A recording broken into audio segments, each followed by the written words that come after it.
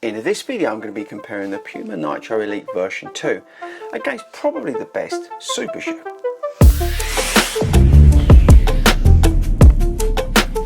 What is up everybody and welcome to 40 Runs and Super Shoe HQ here in Leamington, no not Leamington, Spa, in Broxbourne, Hertfordshire. Where are you in the world? And do you own Puma Elite version 2 or Nitro Elite version 2? Now, I ummed and ahed about making this video because I thought, what can I actually compare this shoe against? Because this is a racing shoe. I don't class it as necessarily a super shoe. And why? Because it lacks the overall stack of sort of the other super shoes. Now, I think it's a little bit unfair because it is a very, very good shoe, but I do think it sort of, it struggles to hit the mark in terms of super shoe. But that said, there's people who race in this. So let's do a little bit of sort of groundwork and foundation work and talk about what's going on here with the Puma Elite Nitro 2. And then I'm going to compare it against my favourite super shoe, which is a bit of a contradiction, but just bear with me and wait to the end of the video because I'm going to tell you why. Okay, right, so we've got Nitro Elite foam, we've got a newly designed carbon plate in here, we've got Puma grip, which is awesome. We've got a new monomesh upper. We've got some power tape on here to add some stability. We've got the power plate. I always call it Puma plate, but the power plate full length there. We've got a non-gusseted tongue. We've got a very basic lacing system which works just fine. It fits true to size. I can't remember the weight. Maybe I wrote it down. Hang on. 7.3 ounces, people. This thing is super light. It's 170 pounds. And if it's true to size, that's probably about it in terms of all the stats and features that you need to know.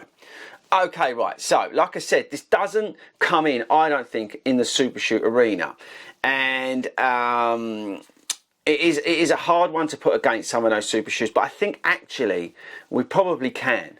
Because this shoe is very good, I think, at the half marathon distance. And there are super shoes out there that work very well for the half marathon distance as well, and I think that's where it's fair to compare it.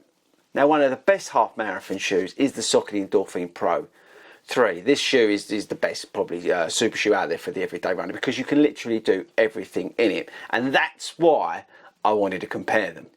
Because actually I think over the half marathon distance this could just nick it in terms of ultimate speed. Because it's got that sort of lower feel to it, it just feels a little bit more back to basics, sort of hardcore track. Now I'm going really hard, I'm really going off on one, but like that sort of track feel, back to basics running shoe. See what I mean? It's a hard push. Versus the high stacked, you know, sort of norm now that we've got with these super shoes. So if you are a person who likes a much more natural feeling running shoe and you don't like the high stack heights and you don't necessarily want the aggressiveness of the speed roll, this is a shoe that could be working for you. So you see where I'm going in the video, right? So I think this offers a very good alternative to those super shoes out there, the Pro 3, at the half marathon distance. Yeah, get me?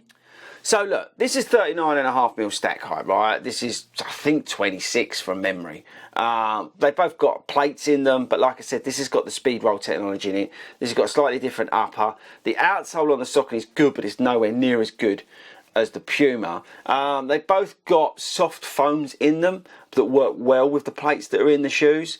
So it is a comparable, I think, video to do, but I just think this shoe, the Puma Nitro Elite 2, does offer something for you guys who don't necessarily like these high stack heights.